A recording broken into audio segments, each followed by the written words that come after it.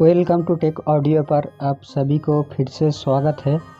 आज लेकर आया हूँ यामाहा का स्टीरियो एम्पलीफायर। इसका मॉडल नंबर आपको वीडियो के टाइटल में मिल जाएगा।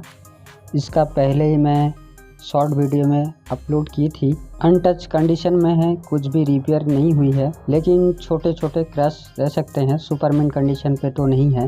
75 वाट पर चैनल, 8 ओम्स। ये 2005 मॉडल है। 8.7 kg वेट है। स्टीरियो एम्पलीफायर में जो भी बेसिक्स फीचर रहता है सब कुछ है, जैसे कि एबी मोड, बैलेंस, टेबल्स और लाउडनेस। अगर आप चैनल पर पहली बार आए हैं तो लाइक, कमेंट, सब्सक्राइब करो और वीडियो को शेयर भी करो। ऐसा ही वीडियो देखने के लिए आप सभी से मिलते हैं नेक्स्ट वीडियो पर।